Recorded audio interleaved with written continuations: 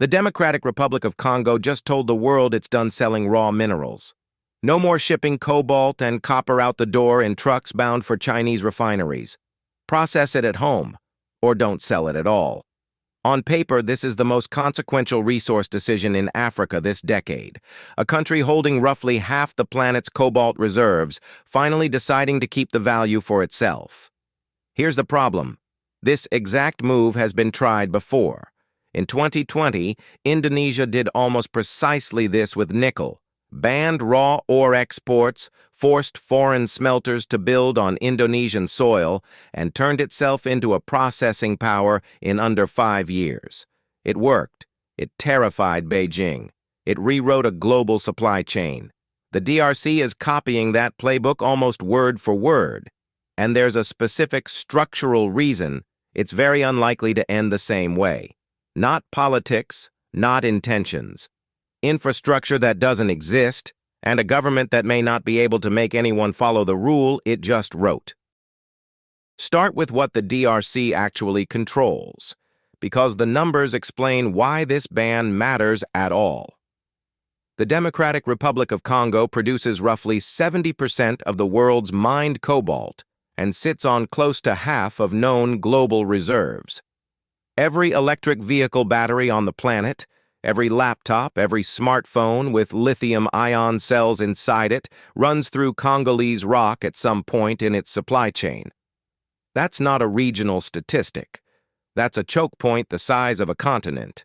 But mining the cobalt and owning the cobalt are two different things, and the DRC has historically captured almost none of the second.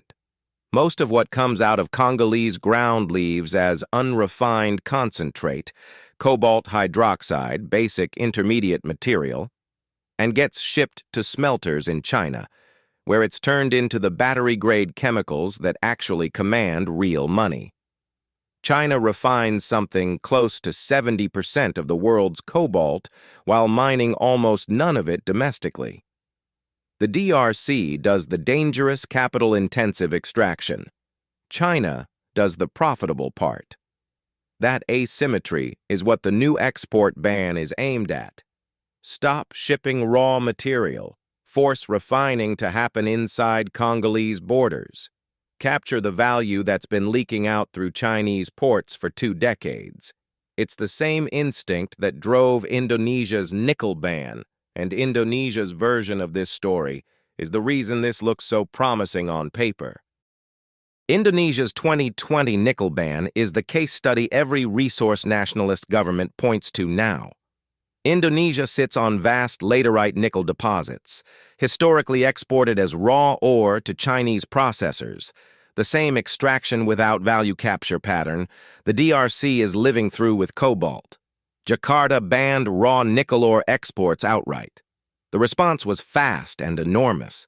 Billions of dollars in Chinese investment poured into domestic Indonesian smelters within a few years, built specifically to process the ore that could no longer leave the country unrefined.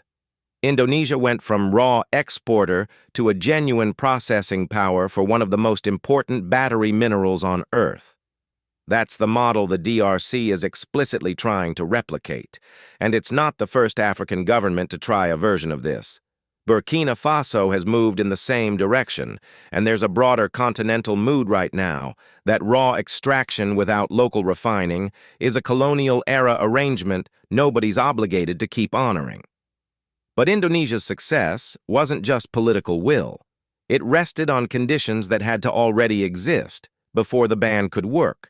A functioning state capable of actually enforcing an export restriction, reliable electricity at industrial scale to run smelting operations that require enormous continuous power, and enough governance capacity that foreign investors trusted their smelters wouldn't be seized, taxed into ruin, or held hostage by corruption once built. Indonesia had those things. That's precisely the list of things the DRC does not currently have. Here's where the comparison breaks. The DRC has tried a version of this before, mandating domestic processing before export, and it has already failed to translate into real value capture. for reasons that have nothing to do with the ambition of the policy and everything to do with what's actually possible on the ground. Start with electricity, because it's the most brutal constraint of all. Cobalt refining is energy-intensive at industrial scale, and the DRC's power grid is chronically, severely inadequate, not occasionally strained, structurally incapable of supporting the kind of continuous high-load smelting operations Indonesia built. You cannot refine your way to value capture without power you don't have. Then there's enforcement. The DRC government has already implemented rules requiring domestic processing before export. Compliance has been inconsistent, and exceptions have become common because weak state capacity makes actual enforcement difficult and corruption gives companies a direct route around the requirement entirely. Informal payments substituting for real compliance. A law that exists on paper but isn't consistently applied isn't leverage. It's a suggestion. And underneath all of it sits the artisanal mining sector, which accounts for a meaningful share of Congolese cobalt output and operates largely outside formal government control. You cannot mandate a domestic processing requirement onto an informal economy that doesn't answer to the ministry writing the rule.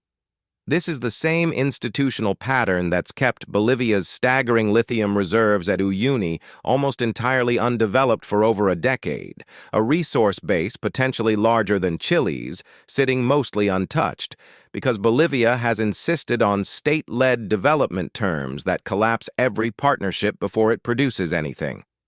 Resource nationalism without state capacity doesn't produce Indonesia. It produces Bolivia. Enormous potential. Permanently unrealized. None of this means the ban is meaningless or that the DRC's ambition is misplaced. It means the ban itself was never the hard part. Announcing resource sovereignty is a single policy decision. Building the electrical grid, the enforcement apparatus, and the formal governance structure required to actually make that sovereignty pay off is a decade-long institutional project.